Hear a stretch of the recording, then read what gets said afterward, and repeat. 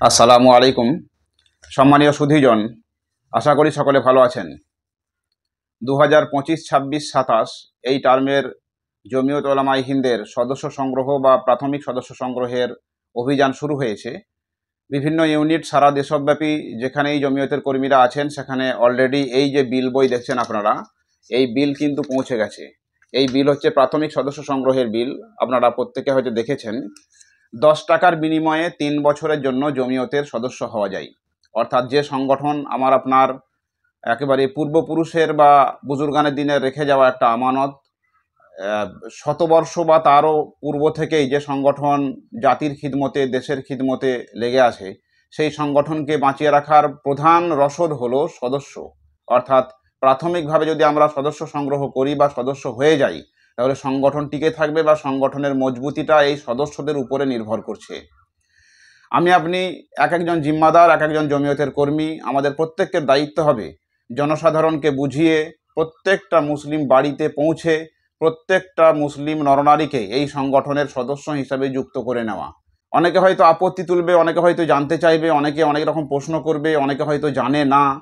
তো এই ধরনের বিষয়গুলো যখন আপনি ফেস করবেন, আপনাকে একজন বলিষ্ঠ জমিয়ত কর্মী হিসাবে, দায়িত্ববান জমিয়ত কর্মী হিসাবে এই ব্যাপারগুলোকে ট্যাগেল করতে হবে। তাদেরকে বোঝাতে হবে যে জমিয়তের কেন প্রয়োজনীয়তা, সদস্য কেন হবেন, সদস্য হলে কি লাভ, ইত্যাদি ইত্যাদি। বর্তমানে জমিয়তের সদস্য সংখ্যা প্রায় 12 মিলিয়ন সারা দেশব্যাপী। তো এইভাবেই ওই 10 টাকা করে যে সদস্য, আগে এটা আরও কম ছিল, বিগত টার্ম এবং এই টার্মে 10 টাকা করে প্রাথমিক সদস্য করা হয়েছে 3 বছরের জন্য। আমরা যারা জিম্মাদার আছি, যদি আমরা প্রাথমিক সদস্য সংগ্রহ করি, একজন জিম্মাদার যদি 100 জন, কমপক্ষে 100 জন প্রাথমিক সদস্য সংগ্রহ করেন, তাকে ওই এলাকার অ্যাক্টিভ মেম্বার হিসাবে গণ্য করা হবে। এটা জমিয়তের একটা নিয়ম। তাই আমরা যারা জিম্মাদার আছি, আমাদেরকে যদি অ্যাক্টিভ মেম্বার হিসাবে নিজেকে পরিচিতি করাতে হয়, তাহলে কমপক্ষে 100 জন প্রাথমিক সদস্যের বিল আপনাকে কাটতে হবে দায়িত্ব নিয়ে। আর এই সংগঠনের সদস্য সংখ্যা বাড়ালে তার উপকারিতা কি? আমরা জানি যে বিভিন্ন সংগঠন তারা আন্দোলন করে, বিভিন্ন সংগঠনের আন্দোলনের ওয়েট বিভিন্ন রকম হয়। তো সরকারের কাছে খবর থাকে কোন সংগঠনের সদস্য সংখ্যা কত, তাদের আইবি ডিপার্টমেন্ট খবর রাখে। তো জমিয়তের সদস্য সংখ্যা যেহেতু 12 মিলিয়ন বা তার কাছাকাছি, ভারতবর্ষের সবচেয়ে বড় মুসলিমদের সংগঠন। এটা আমার আপনার কথা নয়, উইকিপিডিয়া সার্চ করুন বা গুগল থেকে আপনি সার্চ করে দেখুন, ভারতবর্ষের সবচেয়ে বড় মুসলিম অর্গানাইজেশন হলো জমিয়ত উলামায়ে হিন্দ। তো এই যে আমরা 10 টাকা 10 টাকা করে দরজায় দরজায় গিয়ে সদস্য সংগ্রহ করছি, বা আমি আপনি যে সদস্য হচ্ছি, এই সদস্য সংখ্যা বাড়ার উপরেই কিন্তু জমিয়তের আন্দোলনগুলো নির্ভর করছে। জমিয়তের আন্দোলনের এত ওয়েট, এত ফল কেন? না, জমিয়তকে সারা দেশের মানুষ বা সরকার একটা অন্যরকম গুরুত্বের চোখে দেখে যে এই সংগঠনের এত সদস্য, এই সংগঠনের এত ওয়েট, তাই এর আন্দোলন বা এর দাবি দেওয়ার প্রতিও একটা অন্যরকম ধ্যান ধারণা সরকার রাখে। তাই আমাদেরকে আরও সদস্য সংখ্যা বাড়াতে হবে, আরও অ্যাক্টিভভাবে কাজ করতে হবে। আর জমিয়ত আমার আপনার জন্য কি করেছে, এই যে 10 টাকার সদস্য বিল, এই সদস্য বিলের পিছনের দিকেই দেখবেন কিছু কেমন কাজের কথা উল্লেখ করা আছে। আমাকে আপনাকে সেইগুলো মানুষকে বোঝাতে হবে। যারা একটু নেগেটিভ চিন্তাভাবনা নিচ্ছে, তাদেরকে বুঝিয়ে সদস্য করার দায়িত্বটা আমার আপনার। আর একটা বিষয় এর ফাঁকে বলে নেওয়া দরকার যে এই 10 টাকা করে যে আমরা মেম্বারশিপ ফিস দিচ্ছি, এই 10 টাকাটা কিন্তু একদম পুরো রাজ্য স্তর বা কেন্দ্রীয় স্তর পর্যন্ত পৌঁছাবে, বিভিন্ন রেশিওতে ভাগ হয়ে।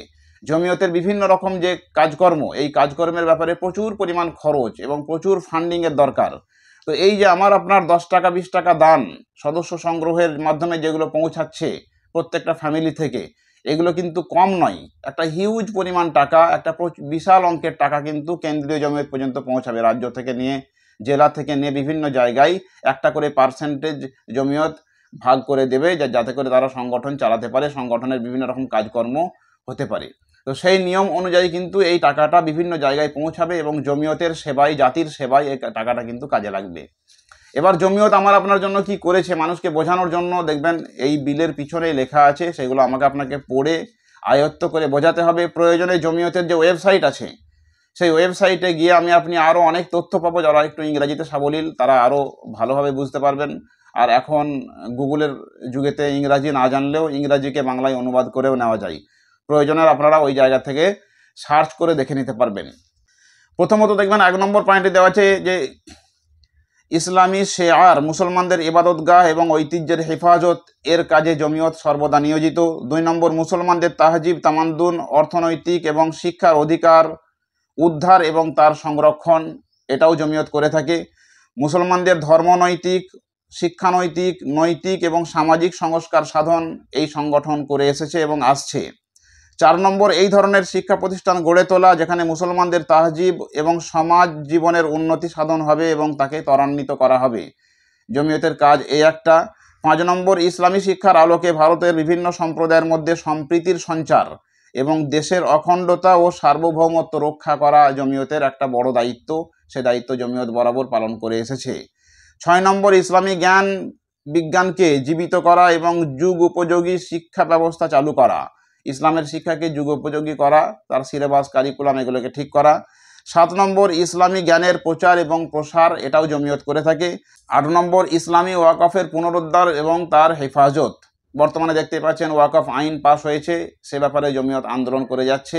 আন্দোলন এবং সুপ্রিম কোর্টে কেস, বিভিন্ন রকম পদক্ষেপ সেগুলো চলছে। এছাড়াও জমিয়তের আরও অনেক কার্যক্রম আছে, আপনারাও জমিয়তের যদি ওয়েবসাইট খোলেন সেখানে দেখতে পাবেন। তো এইভাবে আপনি জমিয়তের একজন কর্মী হয়ে মানুষকে বোঝাই এবং সদস্য সংগ্রহে আমরা নেমে যাই। আর বেশি টাইম নেই। এই সদস্য সংগ্রহ অভিযান শেষ হওয়ার পরই আমরা শাখা সংগঠন তৈরি করব, অর্থাৎ শাখার যে বডি কমিটি সেগুলো তৈরি হবে। শাখা থেকে আবার ব্লক, ব্লক থেকে জেলা, জেলা থেকে রাজ্য, এইভাবে কিন্তু কমিটি নির্বাচন হবে। তাই বেশি সময় আর আমরা নষ্ট করব না। যারা যেখানে আছি, যারা এখনও বিল নিইনি, জেলা নেতৃত্বের সঙ্গে যোগাযোগ করে প্রত্যেক শাখা সংগঠনের নেতৃত্ব বা ব্লক সংগঠনের নেতৃত্বের কাছে আমাদের অনুরোধ যে আপনারা বিল নিয়ে সদস্য সংগ্রহে নেমে যান এবং সদস্য সংগ্রহের কাজটা খুব শীঘ্রই সেরে ফেলুন। পরবর্তীতে আমরা জমিয়তের যে সাংগঠনিক নির্বাচন, এই নির্বাচন কিভাবে সম্পন্ন হয়, তার নিয়মকানুন, এগুলো নিয়ে ভিডিও করব। আপনারা সঙ্গে থাকবেন। আসসালামু আলাইকুম।